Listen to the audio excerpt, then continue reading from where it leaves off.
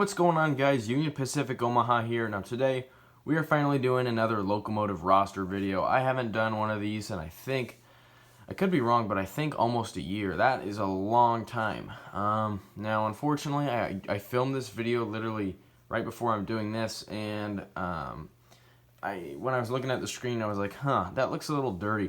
And yeah, I filmed almost the entire video, and yeah, I had a dirty lens. So back to doing it again. So let's get started.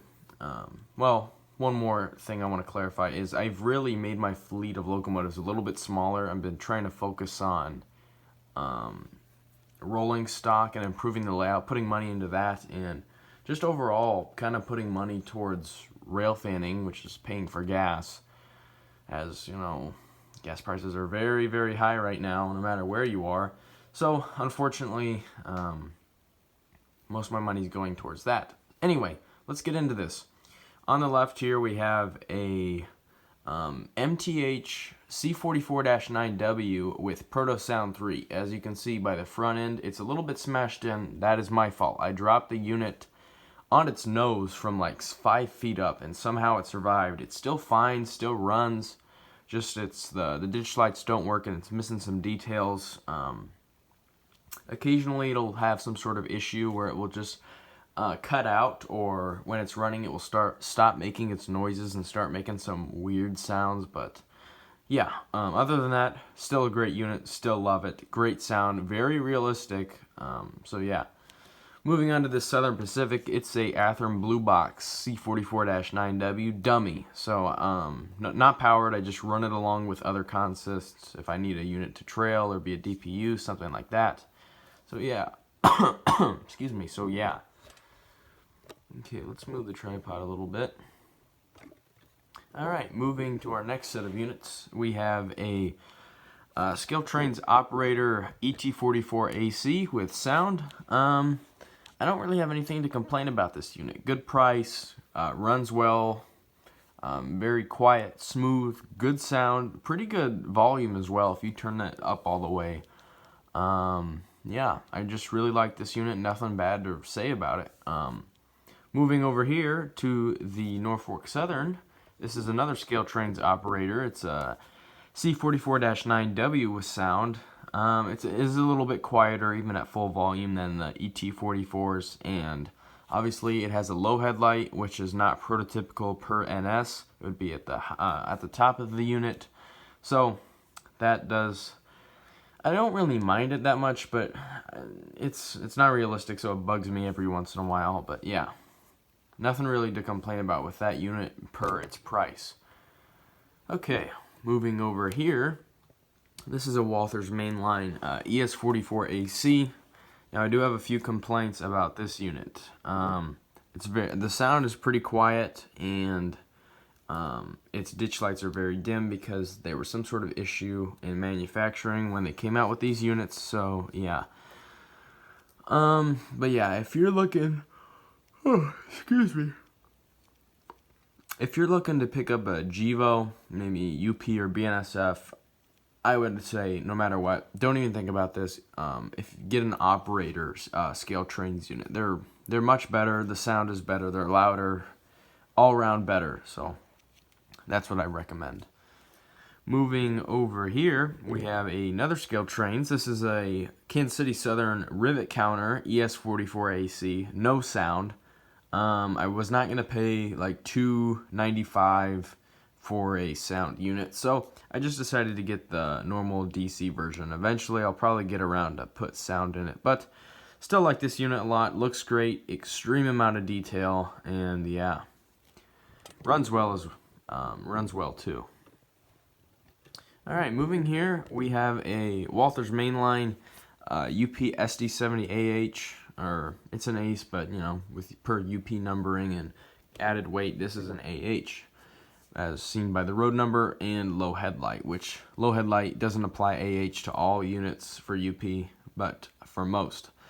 I got this unit from Owen the train man, and its plow has been glued back on. It has a ditch light that got glued back on, but that doesn't really matter to me. The unit has DCC, it runs very well, I like the unit, and it looks nice, so nothing really bad I can say about it. Yeah, I like it. Okay, moving on to some of our last units. So my last units, we have another not Walthers Mainline, Athearn Blue Box Dummy C44-9W with, I almost said with sound. Ugh. Just a dummy. It's pretty good. It rolls along nice. So yeah, nothing really much to say about that. These blue boxes, not much detail, but for a locomotive rolling along in the consist, they do a good job. All right, moving on to some aces now. We have a Walthers Mainline UP 1989 SD70 Ace with sound. And as you can see, I knocked the plow off at some point. This unit I've had some issues with. Both of these aces I've had, issues with. This one's been kind of resolved, and this one is pretty much good to go. It just needed some running time. So yeah, this is a Walthers Mainline. Only complaints: dim ditch lights, and the sound is quiet. So other than that, it's a pretty good unit despite its issues, which it just doesn't want to run very fast. I've taken it to House of Trains, which is my local hobby shop.